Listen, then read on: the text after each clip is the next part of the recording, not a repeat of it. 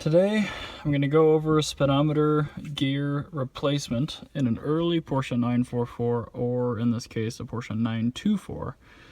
These are not really a finite line in sand where they stopped making this particular speedometer, but this is mechanically driven with a cable, and the process to actually get the gauge out should be the same even on a later car. So step one is going to be taking off the horn pad, which is usually just done by pulling gently around the perimeter.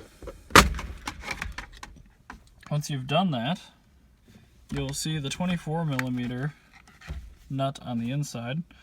All you have to do is mark that for alignment, or in my case, just make sure it's perfectly straight. And then once it is perfectly straight, remove that 24mm and then pull the steering wheel off. You can tell this steering wheel might have been used in some other cars as well. Volkswagen and Audi part numbers, but the horn button says Porsche. But anyway, again, like I said, it's a 24mm. Just pop it off and make sure that you know exactly where your spline is in relation to your steering wheel. Once you have removed your steering wheel, grab a Phillips screwdriver. The shorter the better, and you have 2 Phillips screws, one here, one right over there. Proceed to remove those. Once you have removed your Phillips screws, the cluster should now be pretty much loose. Now it's just a matter of getting this entire assembly out far enough where we can actually do something with it. This car has a dash cap on it, so I may have to be a little more careful with making sure that the cluster is coming out around it. However, I don't foresee much issue. The main difficult portion from here on out is the mechanical speedometer cable hooked up to the back of this that we will have to unscrew before we can pull this far enough out to actually remove the gauge and repair it. So once you've wiggled it a bit, potentially pulling from the bottom or the top, but make sure you're pulling evenly, you'll be out this far and you'll be able to see your speedometer cable, which is the thing with the red paint right there. This guy, we have to remove that. It's standard thread, but you have to get your hand back there, or potentially a pliers, and undo it. Once that's undone, carefully take note of all the other wires on it, and we will then be shoving the silver piece through the binnacle toward us, and the entire unit will actually come out. Alright, so we have a bulb on the top, a bulb on the right, a bulb on the left, and a ground in between these two. And they go to those sockets respectively.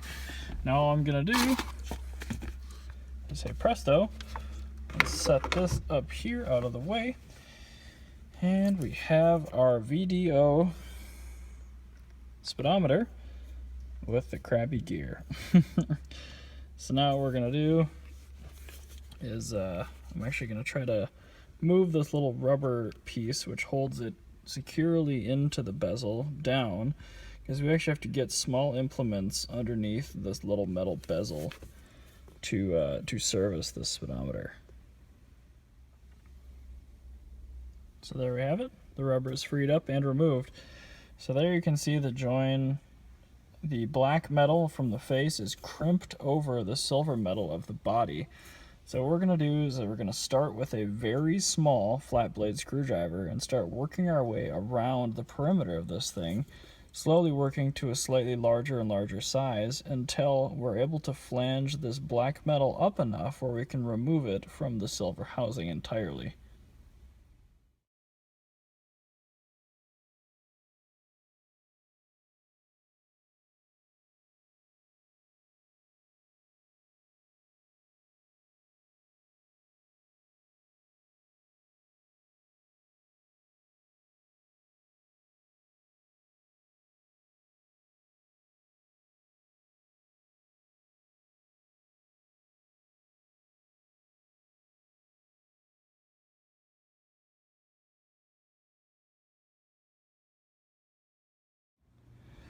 So I've worked my way all the way around with the little guy. And now I've got the slightly larger one. And all I'm gonna do, again, sorry I'm getting in the way of the good stuff here.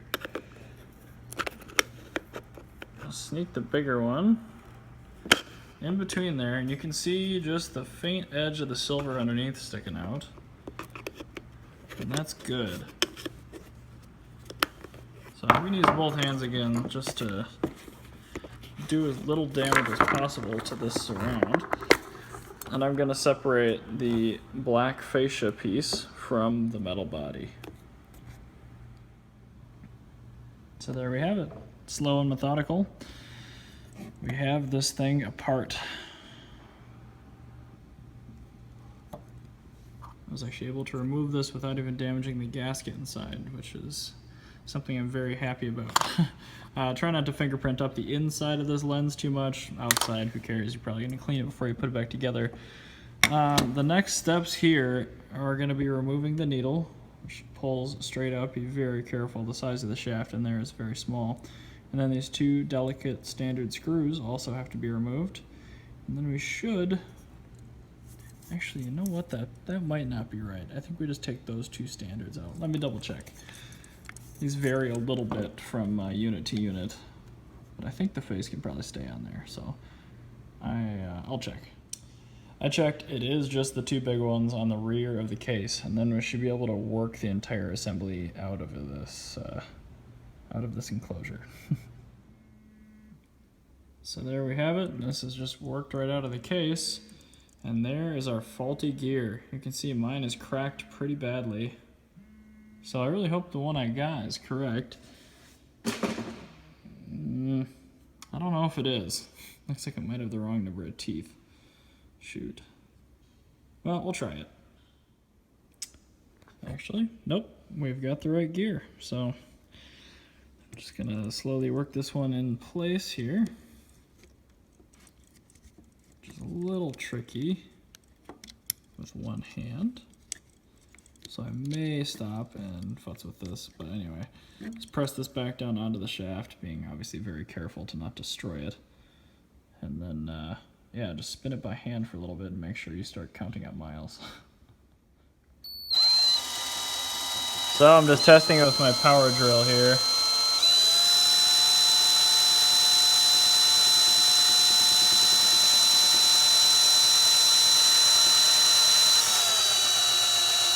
Looks like we're counting up the miles. I'm just going to keep going until I see the odometer kick over one more number as well. And there we have it.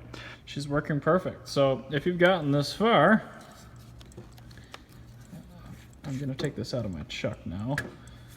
When you're mounting this in your power drill, if you elect to do so, you're going to mount just on this little bushing here.